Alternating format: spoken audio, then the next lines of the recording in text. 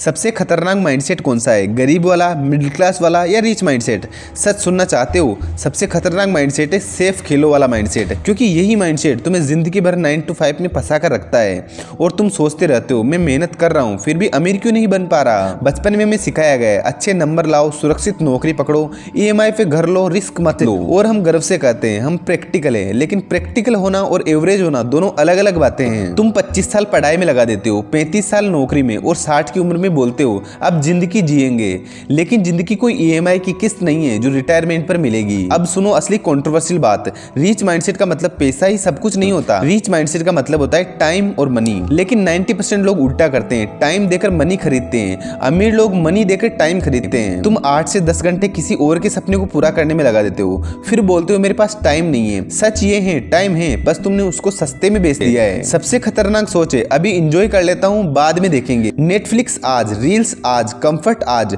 और सेक्रीफाइस वो कल पे छोड़ देते हो। और यही माइंडसेट 5 साल बाद भी तुम्हें वहीं खड़ा रखता है जहां तुम आज खड़े हो। सक्सेस बोरिंग है, डिसिप्लिन पेनफुल है और कंसिस्टेंसी अनअट्रैक्टिव है, लेकिन रिजल्ट वो ग्लैमर है। सब लोग रिजल्ट चाहते हैं लेकिन बोरिंग प्रोसेस कोई नहीं चाहता। मान लो 2 दोस्त हैं, पहला सैलरी आते हैं phone upgrade, bike upgrade, life style upgrade, और दूसरा सैलरी आते हैं स्किल अपग्रेड, नेटवर्क अपग्रेड और इन्वेस्टमेंट अपग्रेड। 5 साल बाद पहला EMI में दबा होगा और दूसरा एसेट बना चुका होगा। यहाँ पर डिफरेंस इनकम का नहीं है, माइंडसेट का था। सुनने में बुरा लगेगा पर गरीब आदमी सिर्फ इसलिए गरीब नहीं है क्योंकि उसके पास पैसा नहीं है, वो इसलिए गरीब है क्योंकि उसके पास विजन नहीं है। मिडिल क्लास इसलिए रिच नहीं बन पाता क्योंकि वो रिस्क को एनीमे समझता है, और अमीर इंसान इसलिए रिचर बनता है क्योंकि वो रिस्क को कंट्रोल्ड वेपन समझता है। फाइनेंस का असली गेम सैलरी नहीं है, गेम है कैश फ्लो, एसेट, स्किल। अगर तुम्हारी इनकम सिर्फ प्रेजेंस पर डिपेंड करती है तो तुम रीच नहीं हो, तुम हाई पेड एम्प्लॉय हो। रीच माइंडसेट वाले कहते हैं मैं सिस्टम बनाऊंगा जो मेरे बिना भी कमाए। बस यही फर्क होता है वर्कर और ओनर में। कंफर्ट जोन सबसे साइलेंट किलर है,